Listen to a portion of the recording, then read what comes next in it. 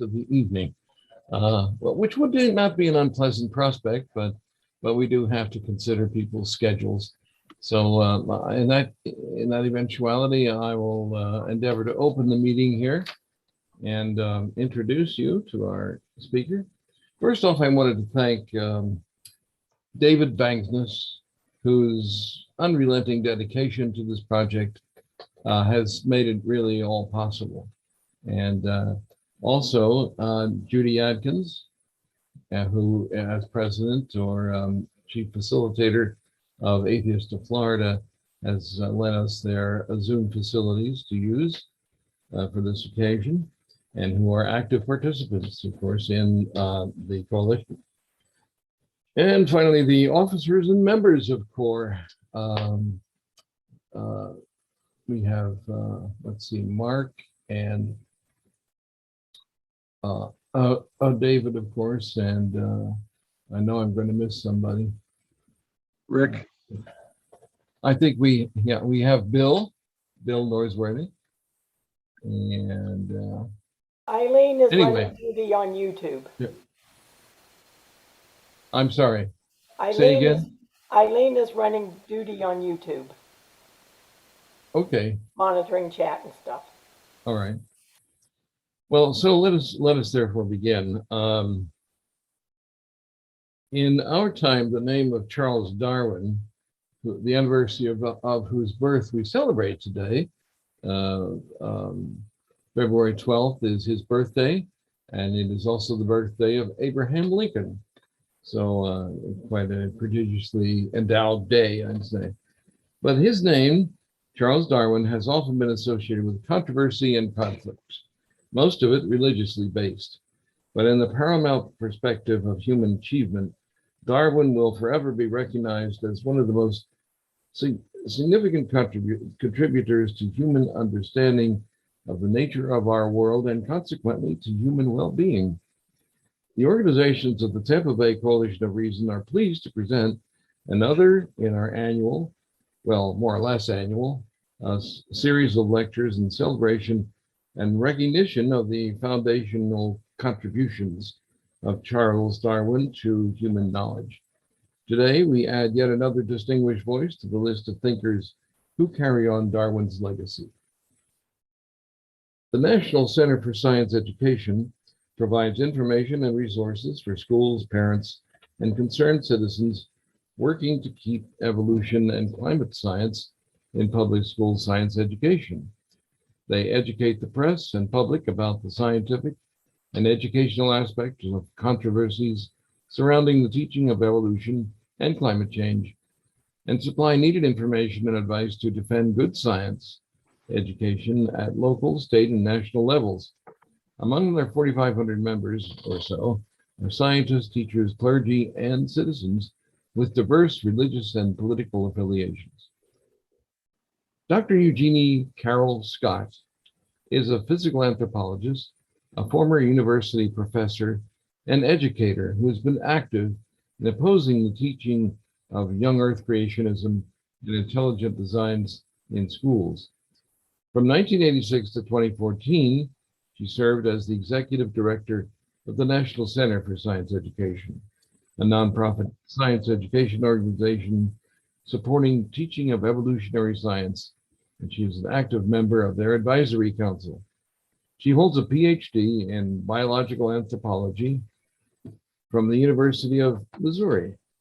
As a biologist, her research has been in human medical anthropology and skeletal biology. Scott serves on the Board of Trustees of Americans United for Separation of Church and State. She is a member of the Board of Advisors for the publication Scientific American. She is also a fellow of the Committee for Skeptical Inquiry and the Society for the Scientific Investigation of Pseudoscience in Germany. It is my distinct honor and pleasure to present Dr. Eugenie Scott. Scott? Thank you so much. It is very, very nice to be here. So I'm going to share my screen now. Thank you very much for inviting me to your Darwin Day. Tonight, I want to talk about Darwin's religious views. Hang on just a second. I need to make a little change in my screen because there's too many of you here. All right, there we go. All set. I hope this isn't too meandering a talk. I want to talk about Darwin's religious views. I want to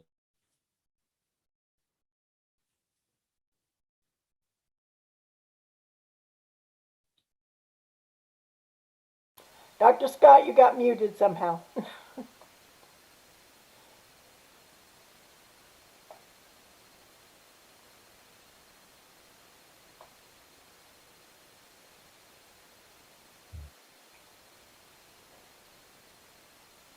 Okay, that should help.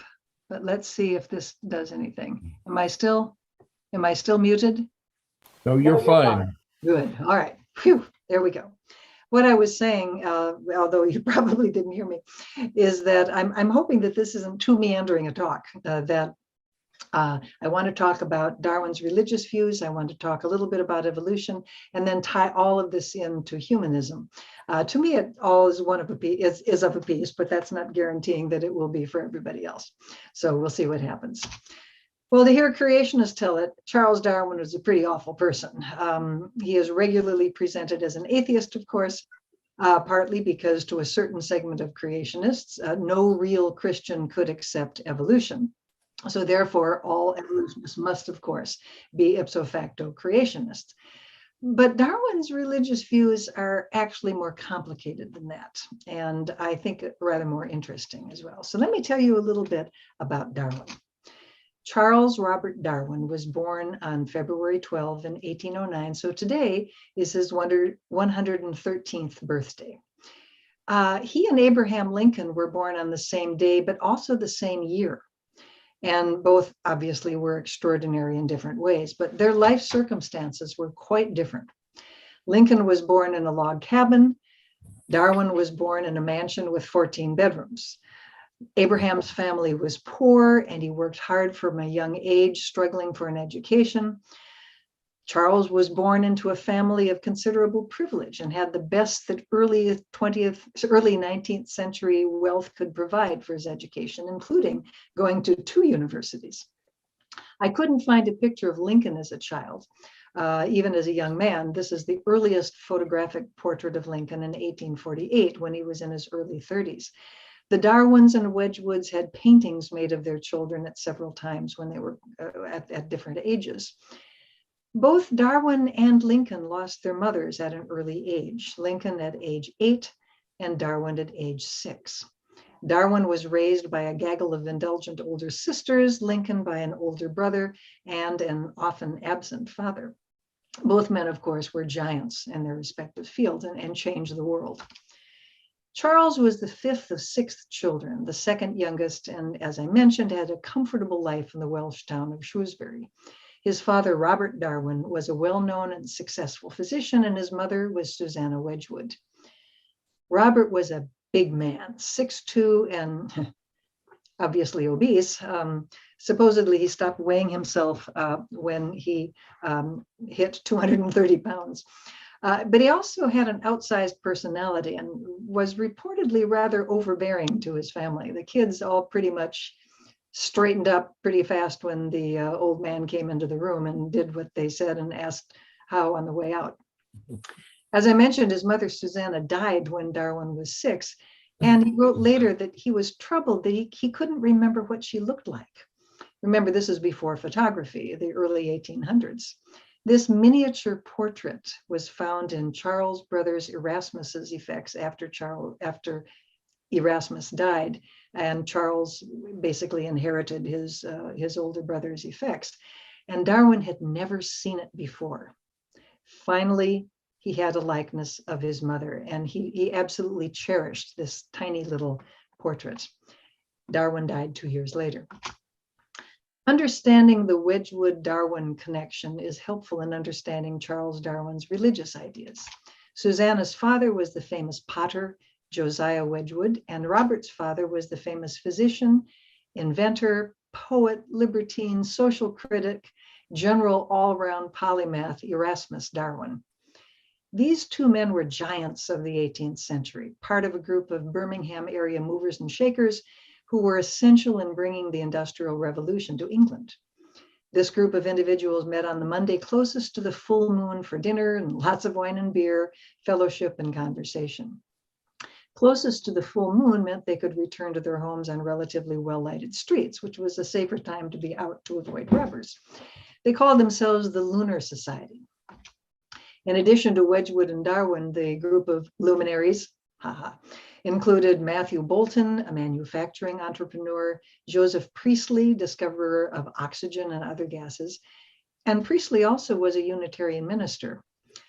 James Watt, he of the steam engine and other inventions, and entrepreneurs and intellectuals, inventors, physicians, and other peoples whose names are less familiar to us today. They were bound together by their thirst for knowledge about the natural world, what later became known as science in the 19th century, but which was just considered natural history or naturalism back then. Experimentation was their guiding force.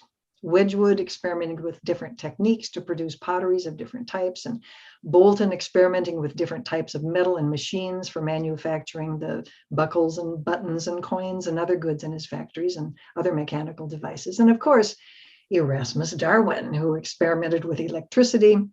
He was an admirer and was admired by Ben Franklin, by the way, and the inventor of many machines, but also a student of plants and animals. Experimentation in science had, of course, practical applications. Most of these men were businessmen or tradesmen of one sort or another.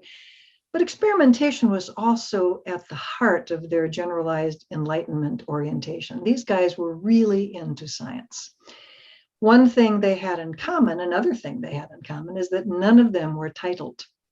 Some of them were from the merchant class, like Boulton, and had some inherited wealth, but mostly they were self-made men who succeeded on their abilities. Jenny Uglow says in her book, The Lunar Men, quote, 10 of these men became fellows of the Royal Society, but only a few had a university education and most were nonconformists or freethinkers. This placed them outside the establishment, an apparent disadvantage which proved a real strength, since they were unhampered by old traditions of deference and stuffy institutions. Nonconformists and freethinkers, in other words, dissenters from the Church of England. They were Presbyterians, Baptists, Quakers, Unitarians, deists, as well as freethinkers. Now, one reason why so few of them had university educations was that if you were a dissenter, you were not allowed to hold public office or go to university. So dissenting universities sprang up, and because they weren't hobbled by the traditions of Oxford and Cambridge, they taught modern languages, they taught history, mathematics, politics. They would be much more recognizable today as universities than the classics and class-bound institutions of the British establishment. Josiah Wedgwood was an innovative potter, and Wedgwood pottery is still made today. He was a chemist and an engineer and innovated a number of techniques for the manufacture of fine pottery that was yet affordable by the growing middle class. Joseph Priestley worked for him, and Josiah supported his experiments. Wedgwood was also an abolitionist, a member of the Society for the Abolition of the Slave Trade in the late 1700s. This medallion was designed by the Society and produced by Wedgwood Potteries and widely distributed not just in Britain, but also in the US. It was used as a fundraiser and a sign of agreement, shall we say, the American anti-slavery movement. The Society for the Abolition of the Slave Trade was led by Quakers, but Josiah was a Unitarian, but neither of them counted since both were dissenting faiths. Now, just to be sure, 18th and 19th century Unitarians should not be confused with 20th and 21st century American Unitarian Universalists, obviously. These were Christians. Josiah and other Unitarians were dissenting Christians. They were Christians who rejected the Trinity, but they were Christians. Rather than God having three forms of Father, Son, and Holy Spirit, God was singular. Jesus was created by God rather than being God in human form. So clearly not something that agreed with the Church of England. How to describe Erasmus Darwin? He was a pretty amazing person. He was profoundly influential intellectual of his time. He was known as a visionary, a poet, a scientist, a successful physician, an abolitionist. He was charming and witty and known as something of a ladies' man. He had 2 wives, 12 children, and a mistress, whose illegitimate children he not only recognized, but set up in business, which was considered rather shocking, of course. His views on the importance of educating women, which also were considered quite shocking, probably contributed to his libertine reputation. Erasmus was a Republican rather than a monarchist and was very enthusiastic about the French Revolution. Unfortunately, when the Reign of Terror occurred, his pro-democracy views got him in trouble and his public popularity took quite a hit. That was about the time, 1794, that he published his 2-volume Zoonomia. It was a summary of his views on animals, taxonomy, physiology, anatomy, psychology, pathology. It was a huge undertaking. He also flirted in this book with transmutation, as they called it, evolution in those days. And he also had hints, if you kind of squint, at the principle of natural selection as well, but the idea was not terribly well developed. Zoonomia received a vicious reputation, and that reputation is likely to be one reason why his grandson Charles pulled his punches about evolution 2 generations later. The lunar men, Josiah and Erasmus, were close friends for decades, sharing views and knowledge about science, politics, abolition, and of course, rejecting the Church of England.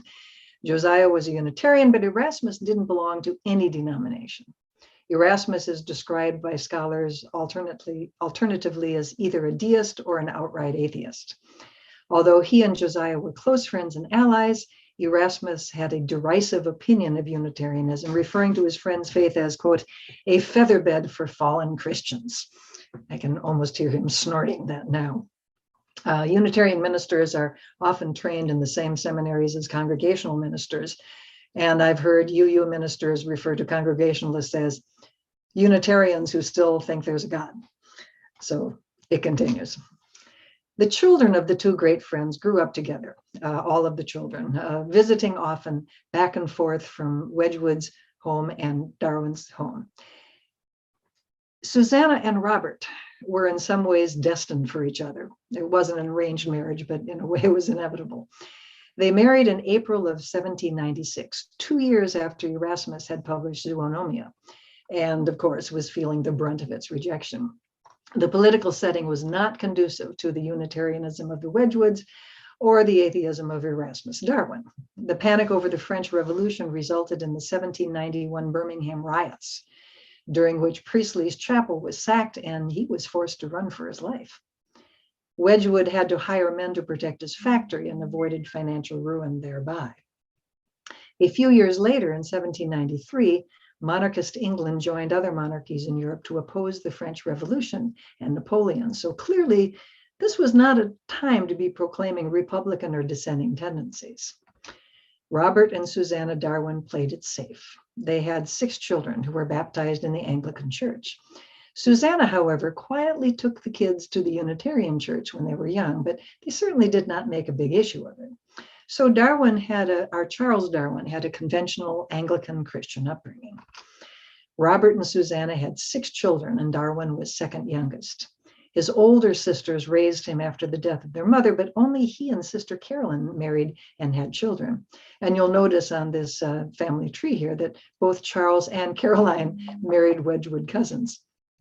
His older brother, named Erasmus after the grandfather, was an important influence on Charles's early life, encouraging his interest in science. Both Charles and Ras, as the younger Erasmus was called, were declared by their father Robert to become the 3rd generation of physicians after their esteemed grandfather and himself. Being a physician was quite a respectable occupation, of course, and Robert was quite concerned with respectability. So Ras was shipped off to Cambridge for his first years of study. Charles, on the other hand, wasn't much of a student at the local Anglican boarding school. When he turned 16, his father Robert decided to send him to university early. By then, Ras was ready for the last year of his medical training, and since Edinburgh was the best place for that, both boys were sent to Edinburgh in the fall of 1825. The idea was that Ras could keep an eye on his errant younger brother while finishing his own studies. This is significant because Edinburgh was a dissenting university, and Darwin would receive excellent medical training, scientific training, in an institution that valued science. This is one of those Darwin slept here kinds of plaques that you see all over England.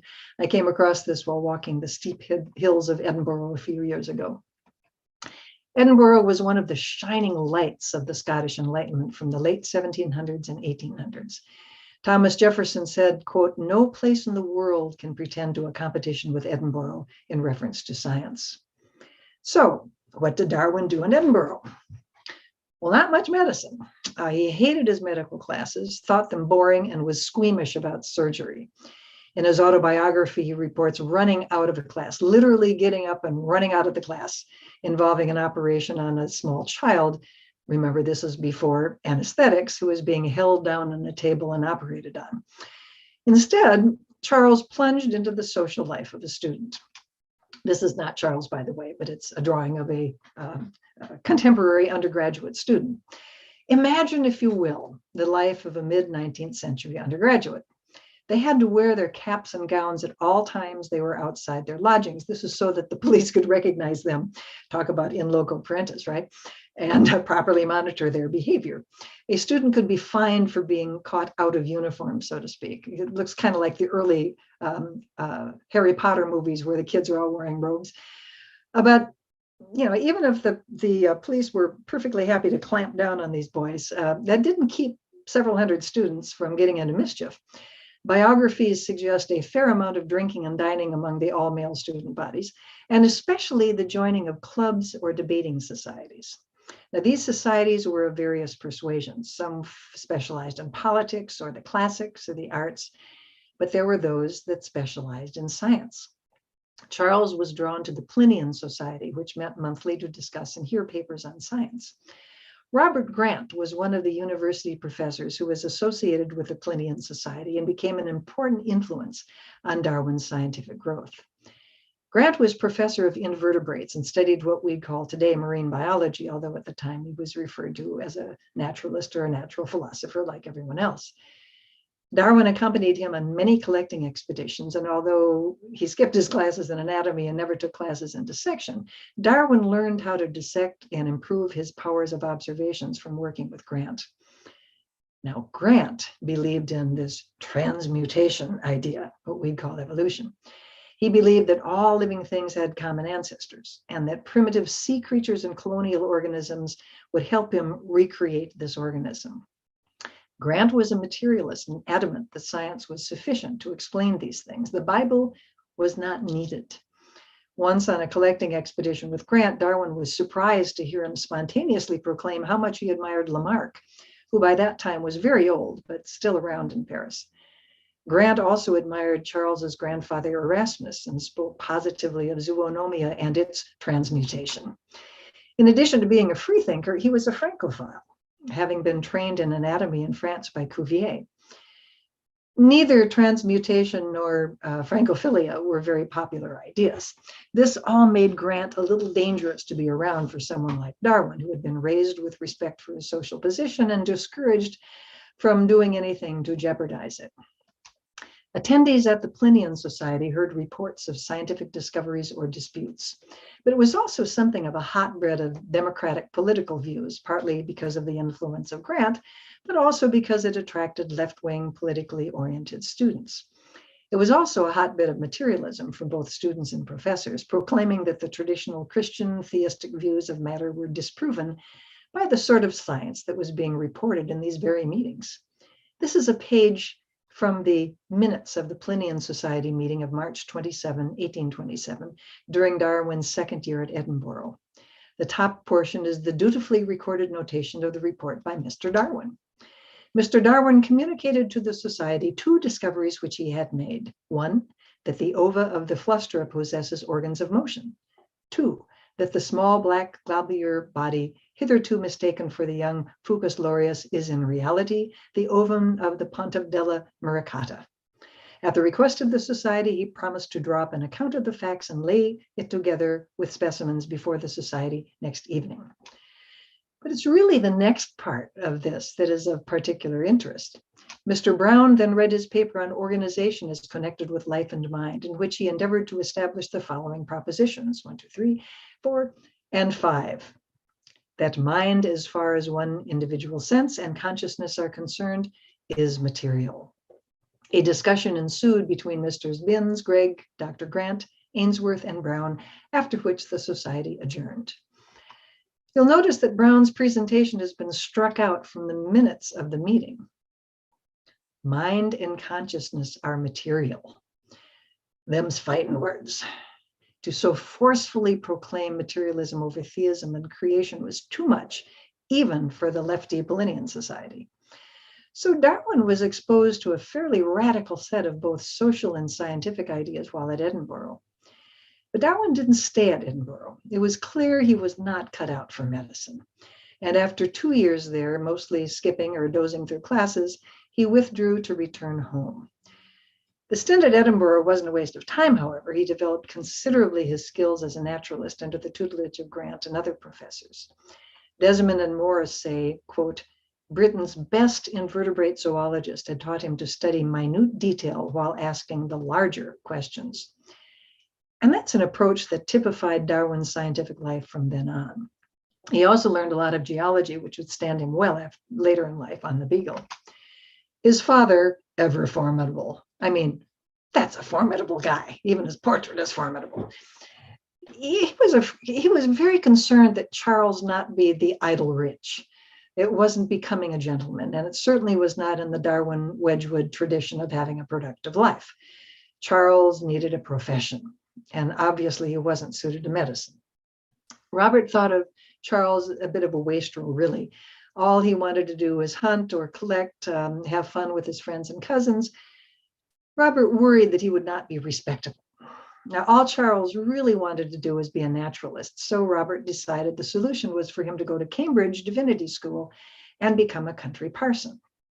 The Darwin wealth could purchase a parish from the Anglican Church. Darwin could work a few days a week on parish business and then spend the rest of the time puttering around doing gentlemanly natural history. He would have an acceptable occupation and be a credit to the family. But if Darwin was going to be taking orders in divinity, and I really think highly of him for this, as an ethical issue, he needed to be sure he could accept the tenets of the faith. So before he told his father he'd accept the charge of going to Cambridge to be educated as a clergyman, he wanted to be sure he could do so in good conscience. He had been raised by his devout sisters and took the Bible seriously, but he never thought a lot about religion.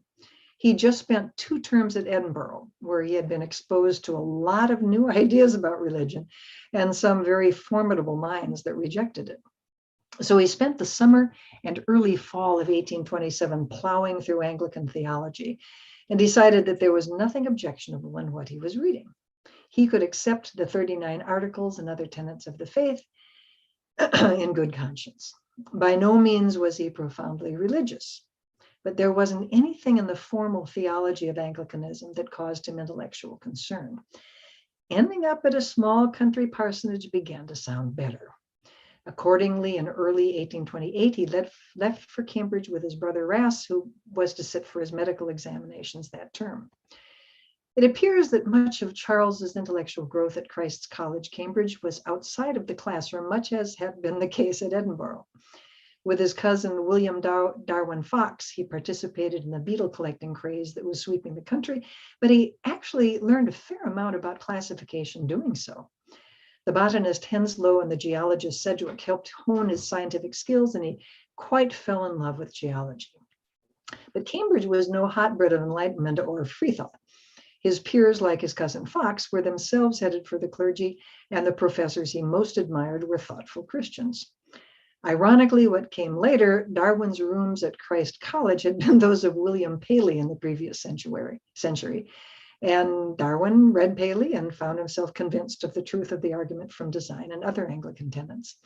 If I remember correctly, if you look at that building on the left and you see the door there kind of in the middle of the screen, you go up 1 floor and over to the right, and there's a second building. The 2 windows there are Darwin's and previously Paley's former digs. Charles was something of an off again, on again student, but he was smart and he could force himself to do the work, even though his matriculation exams didn't bear much at all on his loves of natural history. He took his exams in January 1831. Sorry about that.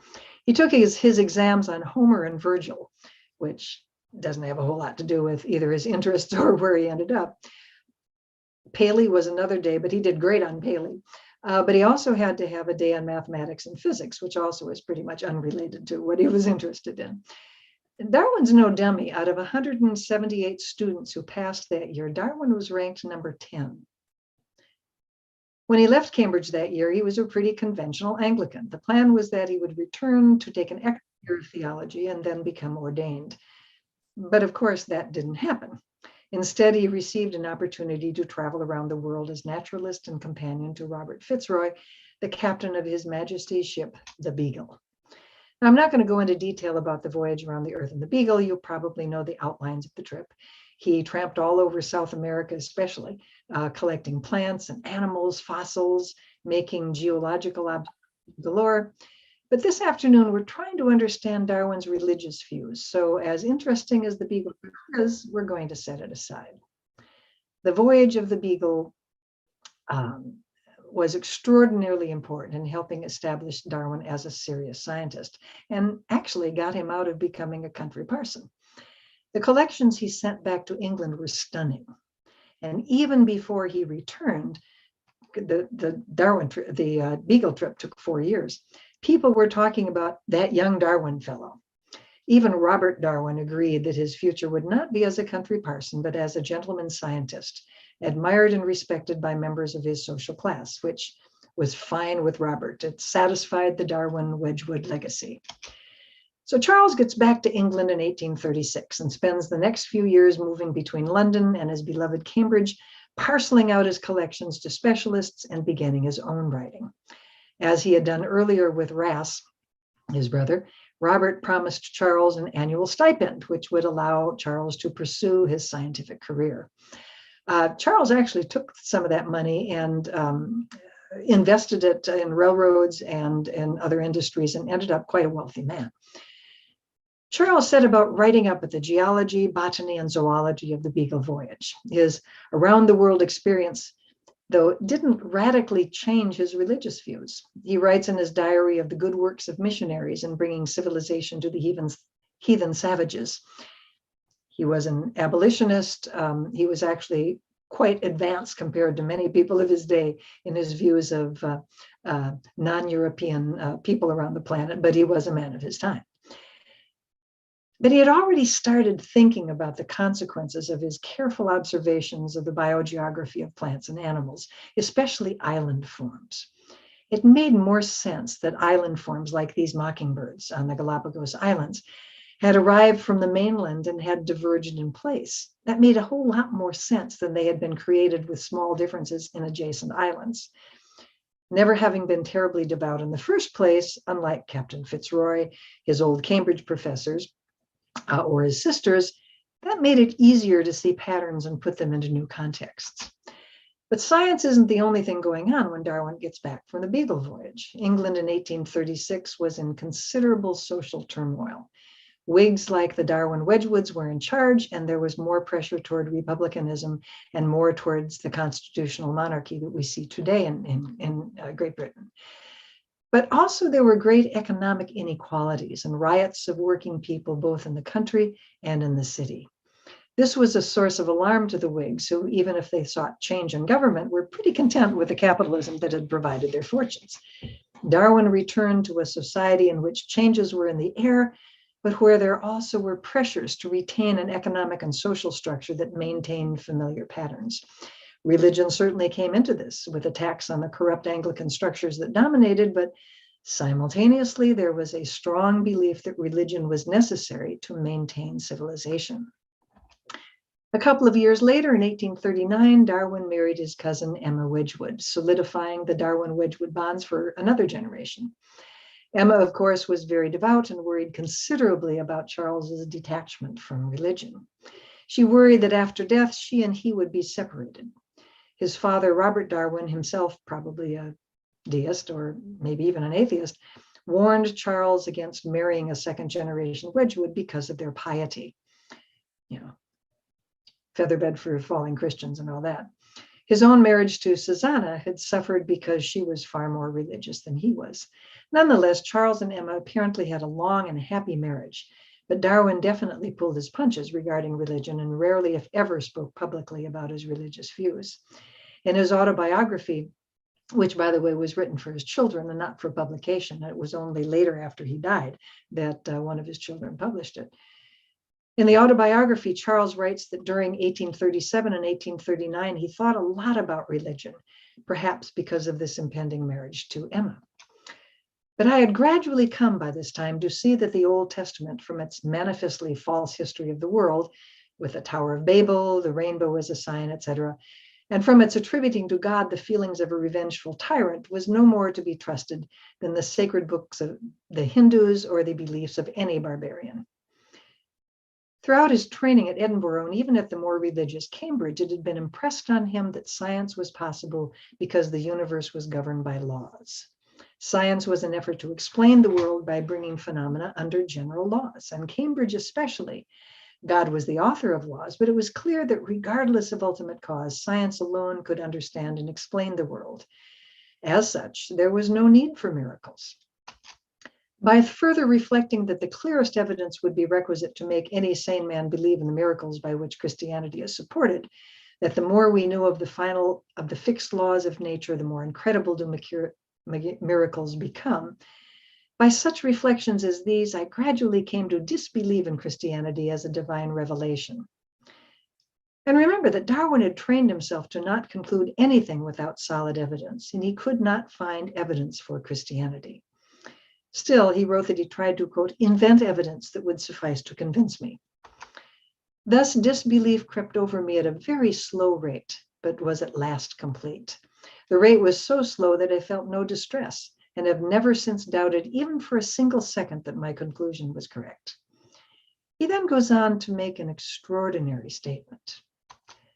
I can indeed hardly see how anyone ought to wish Christianity to be true, for if so, the plain language of the text seems to show that the men who do not believe, and this would include my father, brother, and almost all my best friends, would be everlastingly published. And this is a damnable doctrine. Darwin had rejected Anglicanism, which was probably fairly easy given the anti-clerical attitudes of his Unitarian Republican family. He then rejected Christianity itself as a valid set of religious beliefs. Its doctrine of everlasting torment for non-believers like his family and friends was unacceptable. Furthermore, he could not find evidence and logic for Christian tenets, hence he could not make himself believe them, given his dedication to not deciding on an issue without evidence. But what about God? Was there still room for at least a deistic perspective? An omnipotent creator who looked benignly over his creation, even if such a God was not one to be supplicated as Christians do. Well, there was still that matter of evidence. Darwin was a materialist through and through when it came to science, and he just couldn't see the evidence for God that others did. He had turned away from Paley's design argument, believing that well-designed contrivances in nature are better explained through natural selection. Even things like human consciousness and mind, he thought, could be explained through natural selection. There was no need for the hand of God. Beyond the design argument or its failure, there was also the issue of theodicy, which has been a problem for Christian theology from the beginning. This is the problem of evil. If God is all-wise, all-powerful, and all-good, how can he allow pain and suffering to exist? If God is good and omniscient, he knows something bad will happen. Why does he let it happen if God is good? Similarly, if God is omnipotent, why doesn't he stop bad things from happening? Basically, you can have only two of these at any one time. All three together is logically impossible. Most Christians aren't willing to think God is not good, although I did run into a United Church of Christ minister who was of that perspective, but they're pretty rare. Christians don't want to believe in a lesser, not omnipotent God or an ignorant God, so it's a conundrum. A traditional explanation is that it's our fault as human beings. Adam and Eve sinned in Eden, and God is punishing all people because of it. So we have starvation and pain and disease and war and all the other miserable aspects of life on this planet. But that doesn't explain why all living things have to suffer. Why do animals have pain and disease and starvation and so forth? They didn't sin. Darwin even brings this up in the autobiography. But it was the painful death of his father in 1848, lingering for days, and especially the death of his beloved daughter Annie, who died at the age of 10 a couple of years later, that pushed him away from theism itself. Darwin was an indulgent father. There's some wonderful stories about Darwin the father, who I'd be happy to talk about in the question period if anybody's interested. He loved all of his children, would stop work if any of them came into his study, loved them dearly, but Annie was a special favorite. Charles and Emma were devastated at her death, which was prolonged and very painful. Might have been tuberculosis, it's not clear. A God who would let such an innocent and sweet child die and die so painfully was not a God he wanted to worship. The word he used to describe himself was not atheist, but agnostic. Now, agnostic was a term coined by Darwin's friend and defender, Thomas Henry Huxley. Agnostic is, of course, from the Greek without knowledge. In its essence, it holds to not making or accepting a claim if there's no evidence or reason to support it. That's obviously the essence of science, and Huxley was a vigorous promoter of science.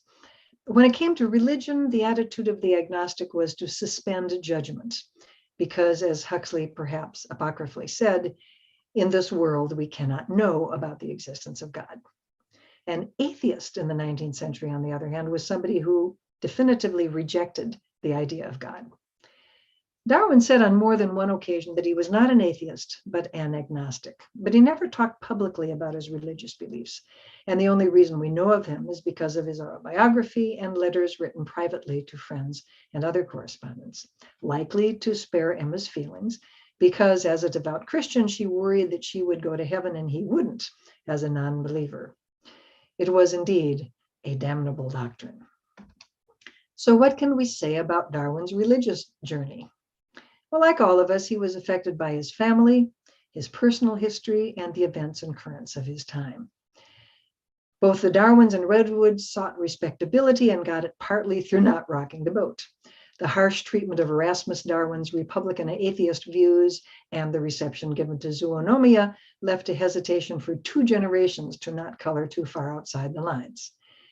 Most scholars conclude that Darwin was reluctant to publish his ideas of evolution by natural selection because he knew the implications for religion would be clear, and for himself, but also for his beloved Emma. He wanted to avoid the storm. But also his experiences with the Plinian Society back in Edinburgh. This discouraged him from going public with dangerous ideas like transmutation. In addition, Robert Chambers' book, Vestiges of Creation, which proposed that living things were related and didn't have to be specially created, created a huge furor in 1844, just as Darwin was really getting into his own theorizing. Chambers' reception pushed back yet again the publication of his own views. He stuck the manuscript into a drawer for 15 years. Partly to amass overwhelming evidence that Chambers had lacked and for which Chambers was strongly criticized, and he would have continued doing so if Wallace hadn't pushed him into publishing it. Eventually, of course, when Darwin did publish On the Origin of Species, there was huge interest in his ideas. Yes, there was controversy, but within a decade, the scientific community was largely convinced, at least about evolution, if not natural selection. And that's something we can talk about in the question period if it's of interest to you. The religious community in all its variety, dissenters and Anglicans alike, were awash in discussions, with many accepting evolution, but some appalled at the thought. The reaction to Charles was different from the reaction to Erasmus or Chambers. It wasn't as one-sided.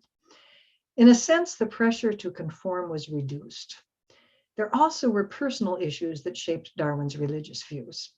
Darwin didn't think very deeply about religion most of his life. Rejecting the established Church of England wasn't difficult. He had family tradition backing him up. Rejecting Christianity itself was something more difficult, but it was a damnable doctrine for a number of reasons. But finally, it became impossible to defend the idea of a personal, benevolent God after the death of Annie. No, he wasn't an atheist in that he rejected the idea of God, but he surely rejected the personal, all-loving God of Christianity.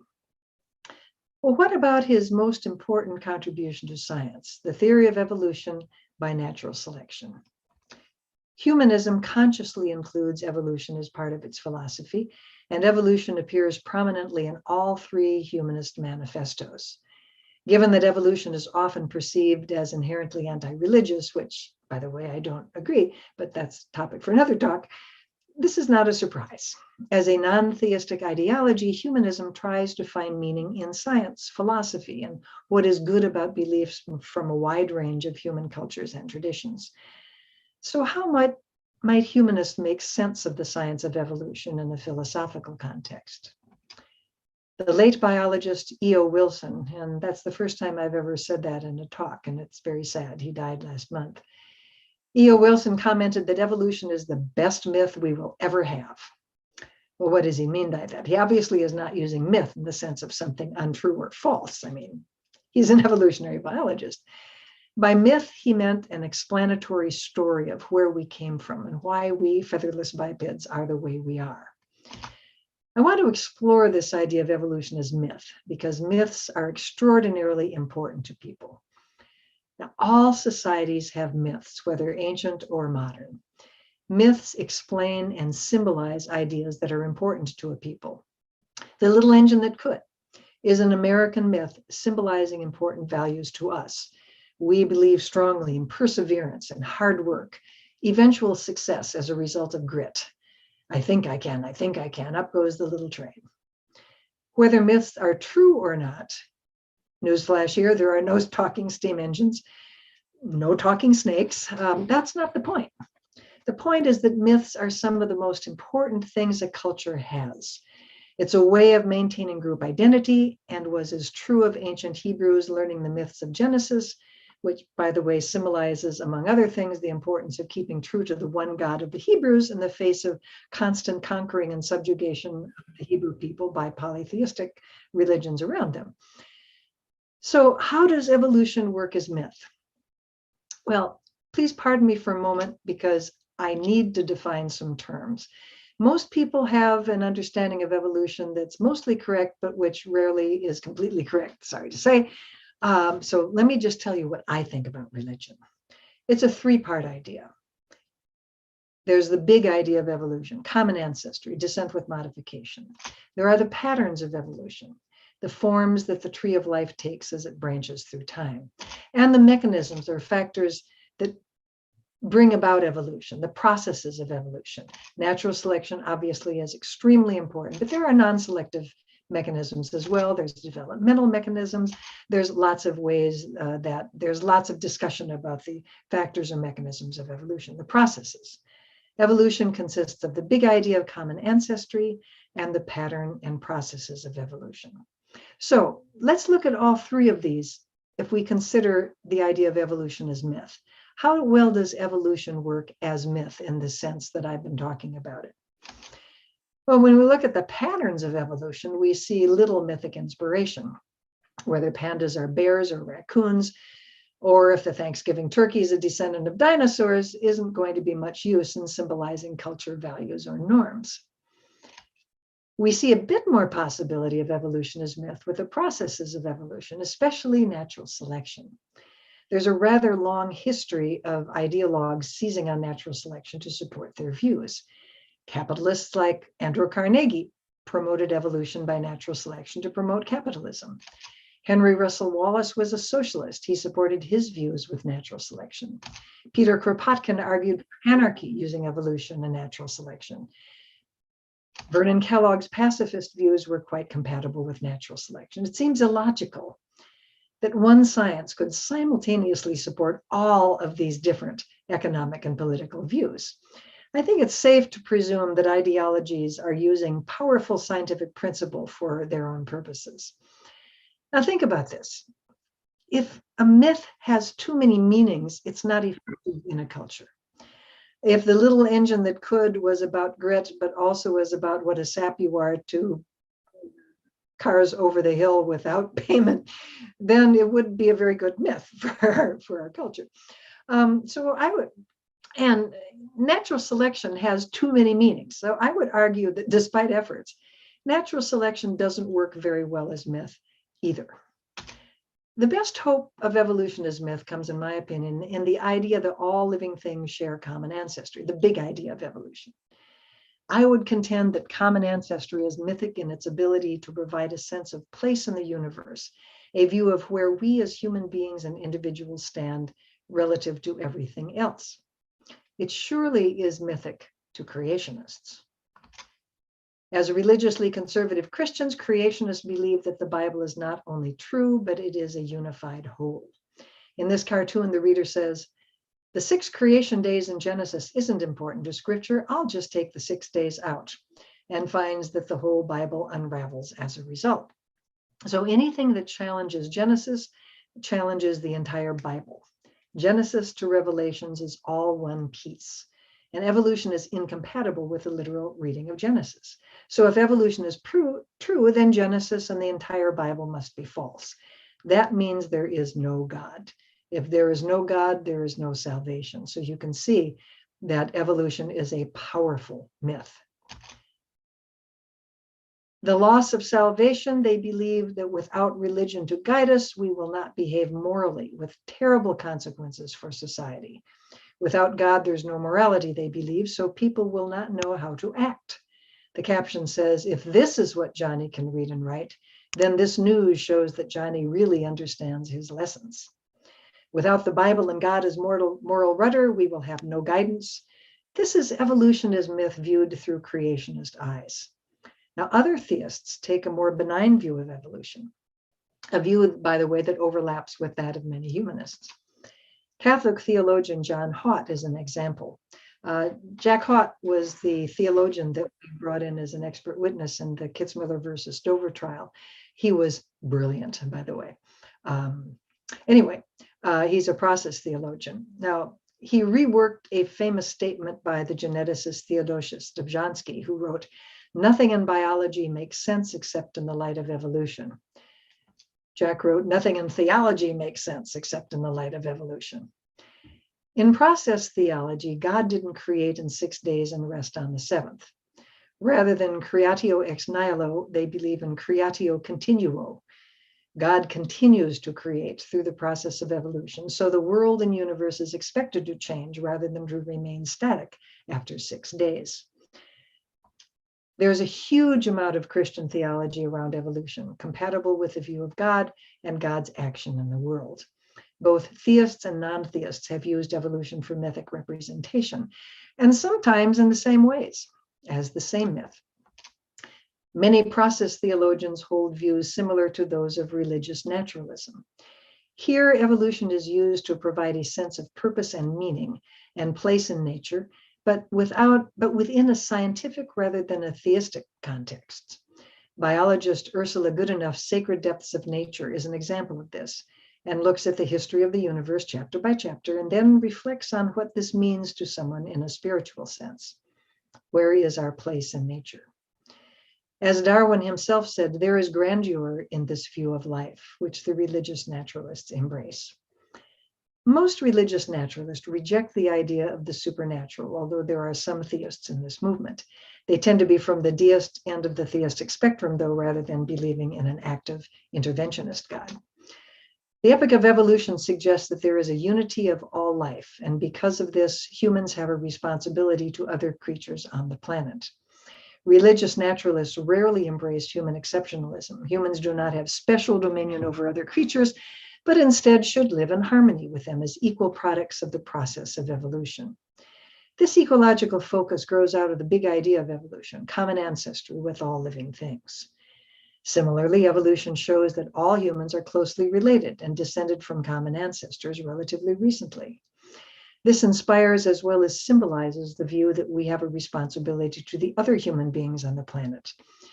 We are indeed our brother's keepers. Of course, these same ecological and human cherishing values can also be found in Christianity. Social gospel Christians take the same charge, with or without the Epic of Evolution, but the purpose of myth is to found a sense of identification. Evolution does this for non-believers, substituting for religiously based myths. These obviously are views found not only in religious naturalism, but also in our humanism. Common ancestry, like the rest of science, isn't an unambiguous moral guide. Science tells you that coyotes kill rats and house cats. It can't tell you whether this is good or bad.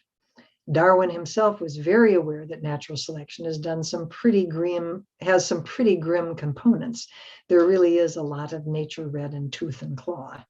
Huxley warned about the appeal to nature fallacy, that what is what ought to be. So before we get all warm and fuzzy about how evolution can be used to encourage respect for the planet, or to cherish our fellow human beings, or promote greater justice, and so on, remember that the myth of evolution can inspire ideas that we humanists would find quite offensive. It is the case that sex evolved for reproduction. If you believe that what is what ought to be, it is not illogical to infer that therefore any sex outside of reproduction is wrong, from contraception to LGBT practices to recreational sex. Such a conclusion may not be illogical, but it definitely runs up against humanist values. Some Christians embrace dominion theology, that God gave humans dominion over nature so we can do as we damn well please. But dominion isn't restricted to theists. There's no reason why someone who understands that evolution has produced a large-brained primate, which has resulted in the literal reworking of the surface of the planet and the extinction of hundreds of thousands of species, might conclude that this large-brained primate indeed has dominion over the earth. They might easily conclude that the evolutionary equivalent of dominion theology is just fine. What is what ought to be, surely can be embraced by secularists as well as theists, with a foundation based on evolution. I think Ed Wilson is right. Evolution is an excellent myth. It's an extremely important scientific concept that can inform our values. But like all science, evolution does not compel particular values. It can only inform them. We as humanists definitely have opinions about what are the best moral and ethical views based on our humanist values. But we can only say that these views are supported by evolution. We cannot claim that these views are the only conclusions that evolution could support. And with that, I want to thank you for your attention to this talk, which was probably a bit long and hopefully not too meandering a presentation. But I hope that you found something of interest in it. And thank you for inviting me to your Darwin Day.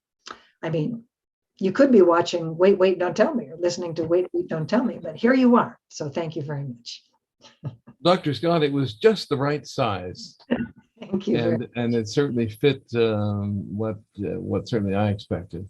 And we thank you profoundly. There are some questions, of course, as there always is.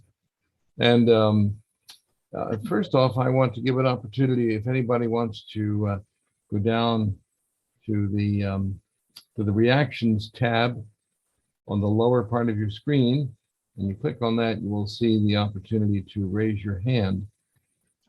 And if you want to ask a question, the first 3 questioners will be given an opportunity to personally ask a question or make a comment. However, keep it brief, no more than a minute or so, because we got a lot of people here.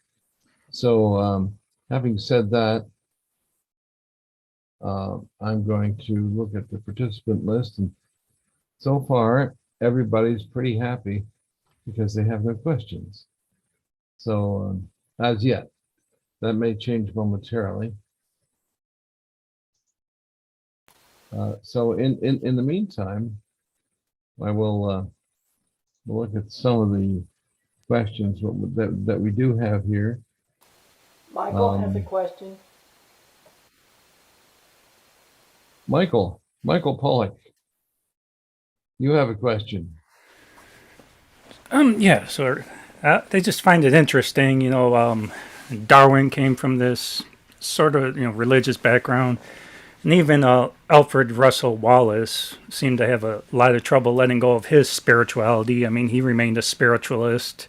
The basis for genetics was discovered by an Augustinian friar. So, I mean, we have this strong sort of religious go throughout the whole evolutionary theory. And I mean, even the Pope seems to, albeit he has some caveats to it, he seems to have no real problem accepting evolution. Like, what do you think is really the basis for like the rank and file Christian having this sort of really bad reaction to evolution? Well, if they do, they don't understand their own theology, because I mean, it's kind of a joke. It's a little one-liner, but it's really true that, in my opinion, there's more evolution taught in Catholic schools than public schools. I once had an NCSE member tell me that he was from Texas, which tells you a lot.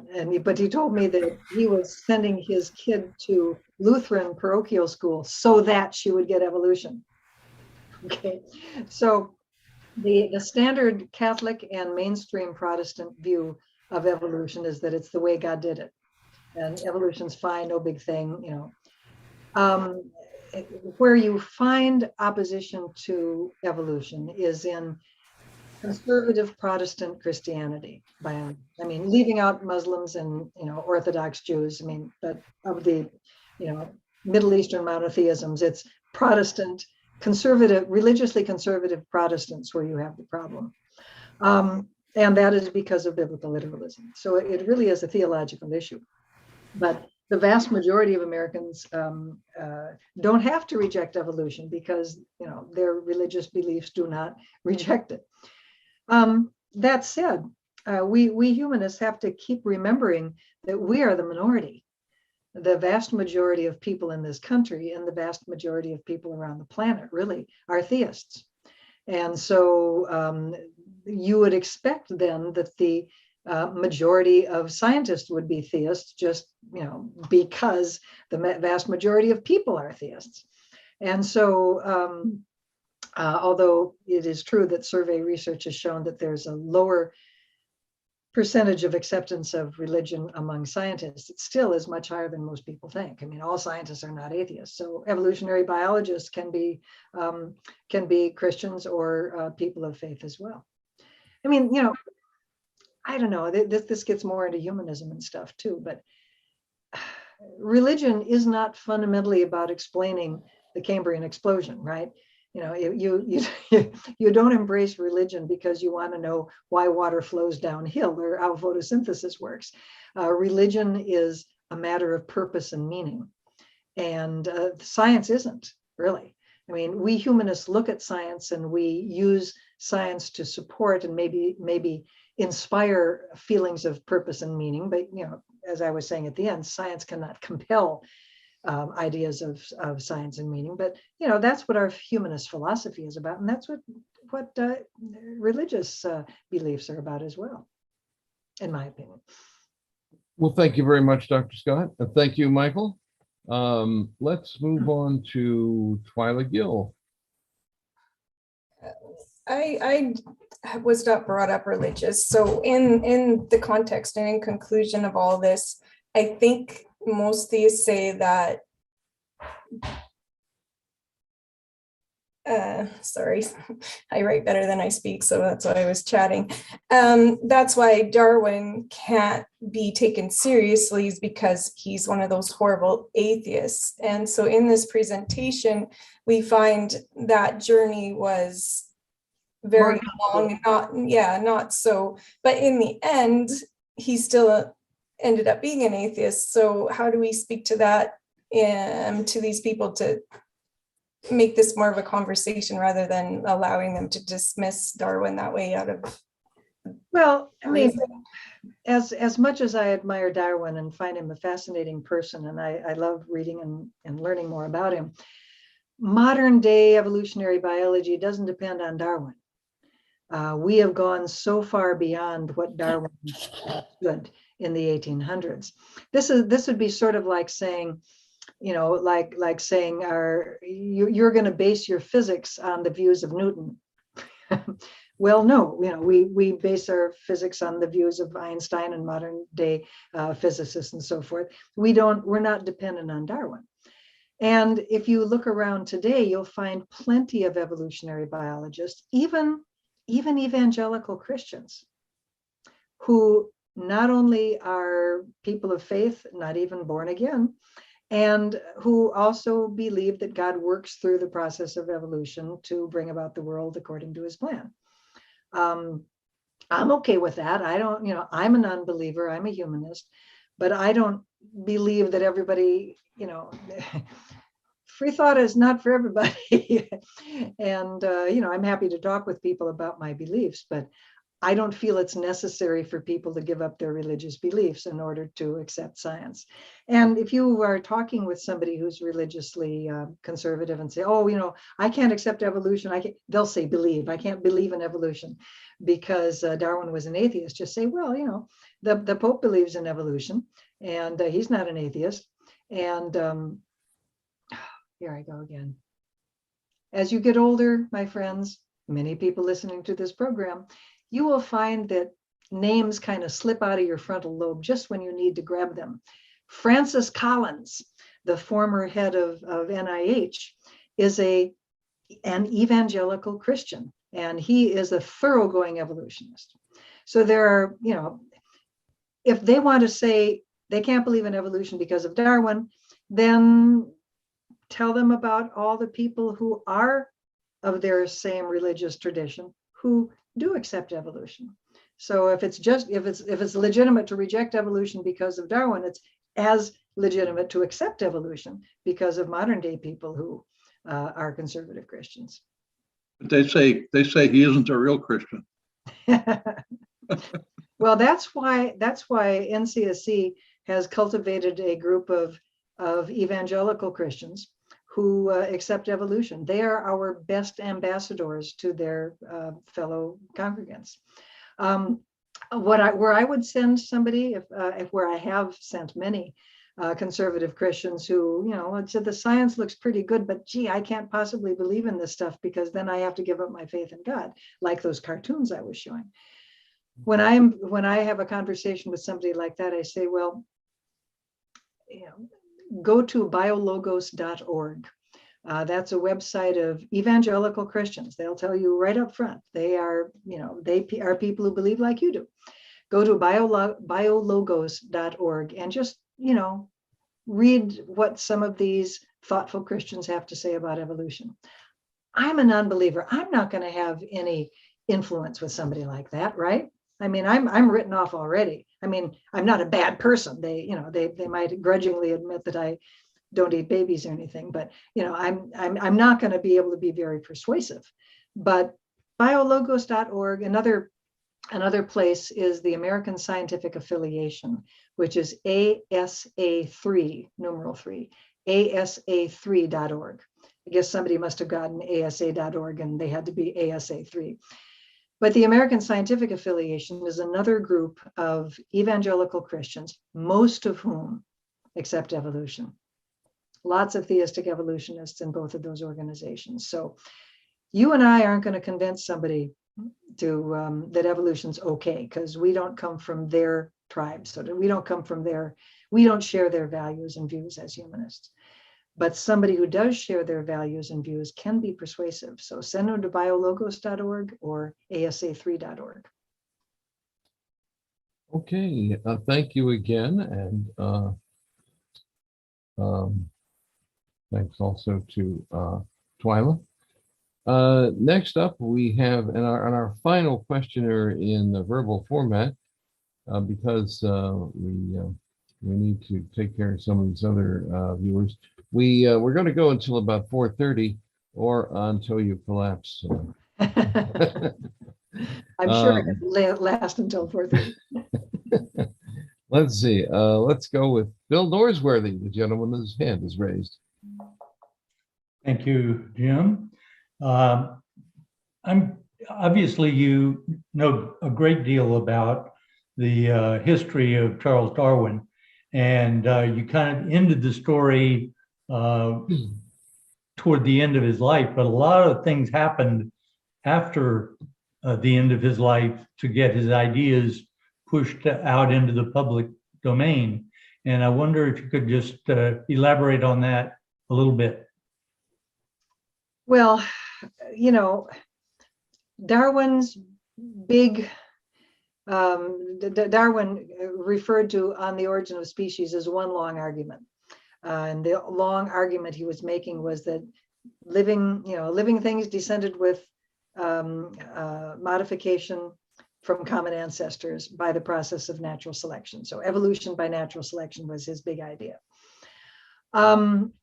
Evolution was seized pretty quickly. I mean, if you read The Origin, and to read The Origin, you have to get used to really long sentences with great punctuation. Those 19th century scientists really knew how to write a paragraph. It was all one sentence usually. But you will find that he's just piled on so much evidence and reasonable inference from evidence that you kind of get battered to, yeah, okay, fine, living things had common ancestors, we're on it. And the idea of evolution took hold very quickly. Like I say, within a couple of years, the scientific community said, yeah, you did it, we agree. Natural selection took a lot longer to be accepted. And the main reason for that was because during Darwin's time, nobody knew anything about heredity. And, if you remember, the big idea of the big idea of natural selection is that you've got variation in a population. Some of those variants work better in that particular environment than others. And the organisms that have those variants are the ones that reproduce over time. And therefore, those variants increase over time. So it has to do with variation in a population, an environment selecting for certain traits, and then over time, those traits increasing. That's the basic idea of natural selection. So the general idea of heredity at the time of Darwin, because Mendel hadn't really done his thing yet, hadn't been rediscovered, was that heredity was blending, that factors from the male and factors from the female blended together in the offspring. And of course, what that means is that every generation you have less and less variation. So how does natural selection deal with that? Well, then comes Mendel in the early 20th century with his idea of particulate inheritance, that basically stuff gets passed on from the male and the female, but it remains independent. It doesn't blend, it remains separate. And those particles, as it were, we call them genes, those particles remain separate generation through generation. So therefore, there's plenty of variation every generation. And once you got that idea, the idea of evolution became, the idea of natural selection became much more plausible. And Darwin was kind of brought in as the guy who had really put all this together 70 years before. Then since the integration of genetics into evolutionary theory, which was referred to as the evolutionary synthesis, or the great synthesis, that was in like the 1930s, 40s, and 50s. Then, of course, came the revolution of the molecular base of heredity, which kind of opened up another whole huge arena for evolutionary studies. Now it would be possible, now that we knew the structure of genes, you could compare genes across organisms and across species, and you could actually use the similarities and differences among those species to actually infer evolutionary relationships. And so a huge amount a huge burst of evolutionary science came about after the Watson-Crick discoveries of the 50s, 60s, and 70s. So, we go on. Evolution continues to develop as an extremely powerful scientific explanation. Thank you.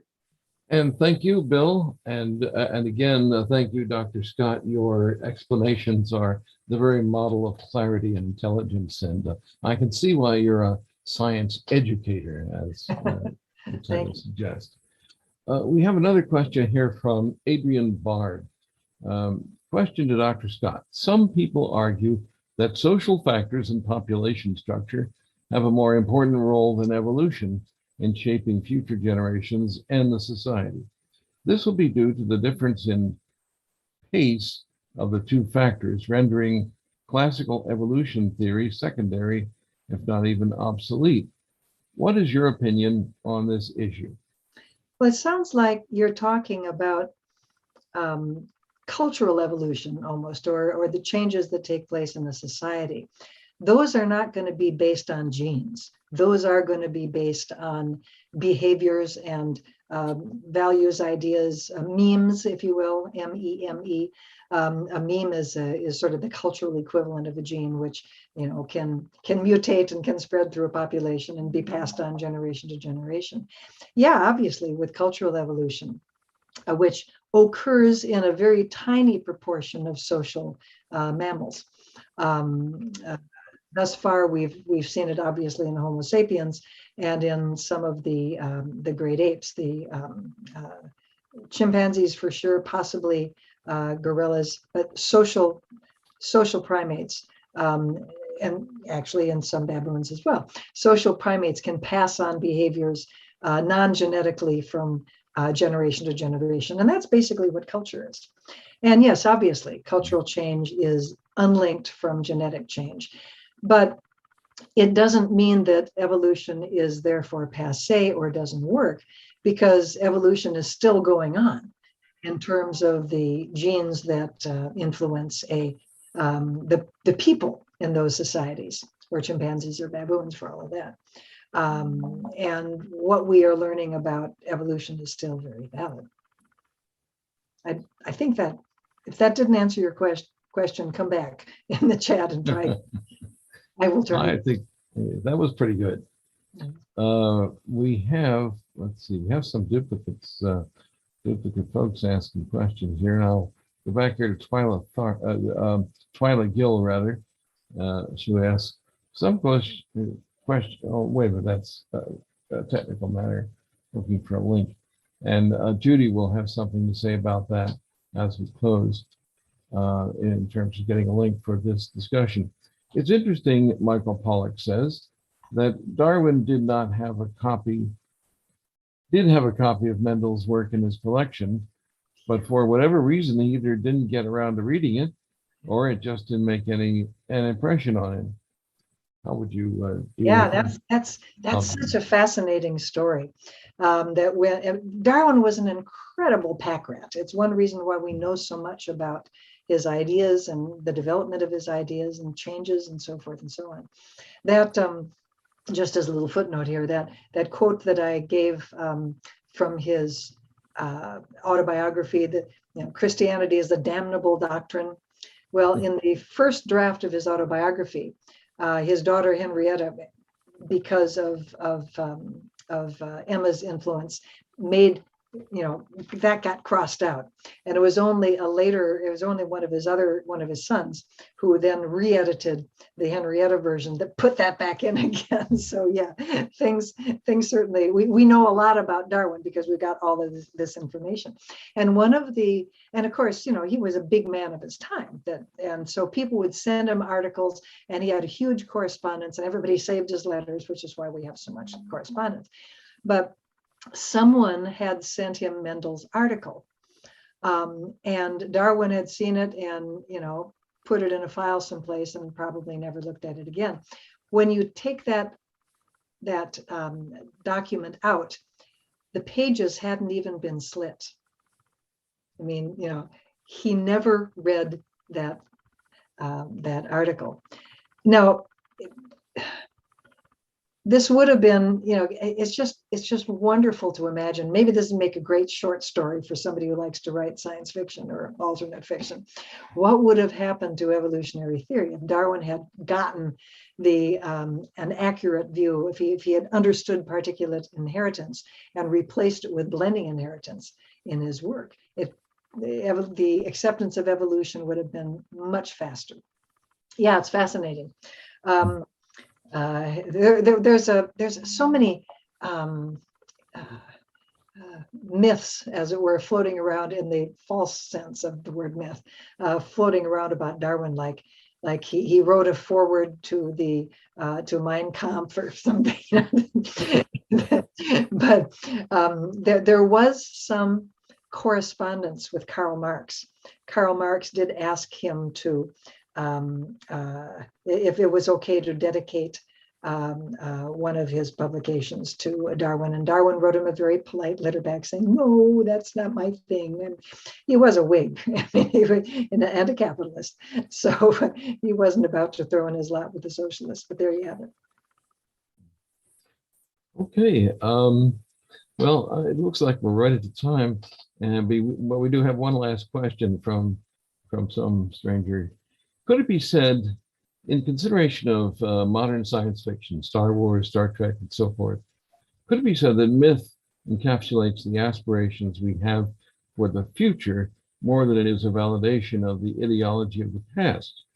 Understanding this would seem to suggest that we may abandon myth making entirely. Oh, I think we'll continue making myths forever, because I like the idea of speculative fiction writ large as myth making, but myths are symbolic ways that a culture expresses what is important to them. And it's a way of passing around and passing down the values of a culture. So they're not going to go away. I mean, this is one of the ways that we as social primates manage to survive and adapt. That's a lovely thought. How do you work speculative fiction? Speculative fiction may reflect some of the mythical values that we hold, and that's a neat idea. But no, I don't think we've reached the end of myth, because it's part of human creativity.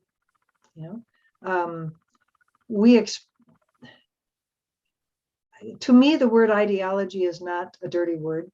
It is to a lot of scientists, and to maybe a lot of humanists. But to me, an ideology just refers to the set of values and beliefs that shape your life. And they can be good or bad. It's like the word operation. Okay, operation just is a descriptive term for something that's done to you in a hospital.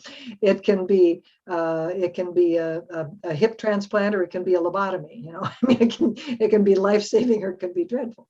And similarly with ideology, but ideology is ideology. I'm saying is an important thing, and not instantly something that you just want to reject. And we all have them. We all have multiple ideologies. And myth making is a way that we pass on our ideologies and values and beliefs.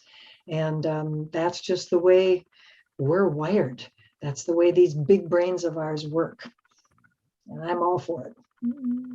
So it's definitely not a hit or myth proposition. Arc. And having said that, I'll probably steal that at some point, feel free. It's worth every penny. Groucho Marx had an adage that I live by, which is steal only from the best. Well, I don't know if that applies in this case, but let me ask Judy if she's online to step up, and she has a few announcements regarding tomorrow and also a recording of this session. Judy? Yes, I am still here. Good. Enjoyed it very much. Very enlightening and educational, and I appreciate your effort in joining us here. It was quite worth the effort. So thank you. Judy, I want to thank you, Judy, for all the backstage stuff, that making this all work. It's, I truly admire people that can make these things go smoothly. So thank you. Yeah, well, you learn as you go. I put a note in the chat about tomorrow's Atheist of Florida meeting, which will be at 5 p.m. Eastern Time. And we will have Nick Fish, who is the president of American Atheists, and he is going to, I have to get this title straight, I'm sorry, discuss fighting back against the Christian nationalist takeover of our states. And if you're interested, it's in all the meetups here in Tampa, or you can write me at admin@atheistofflorida.org to get a link to that meeting. As far as your video, as soon as I have it edited, I will send you a note, Dr. Scott, and make sure that you don't want anything changed, especially in the description. And then someone asked if we could get this put on your Facebook page, a link to it. Sure, I'll be happy to do that. Oh, great, I'd great. be delighted. Just send it to me and I'll post it. Okay. You will absolutely get a link before I make it real public, but I don't do much editing, to be honest with you. I edit out like the front, but I leave everything else. So I'll get that to you as soon as I can get the video edited and ready to go. So people can check on your Facebook page, or they can just go to YouTube and search for Atheists of Florida. It will be featured on our YouTube page. And thank everybody for coming. It's been a real interesting event. Thank you very much. And again, thank you, Dr. Scott. It was truly a wonderful experience. And because you've done such an outstanding job, I'd like to send you a solid gold bust of Charles Darwin. I'd like to, but I don't have one. So we'll just send you a little honorarium or something, and hopefully that will carry the day. But I know that people on this discussion really appreciated what you had to say, and I was much enlightened by all of it. Again, thank you so much, and thank all of you who came by to attend and did such a great job. Thank you.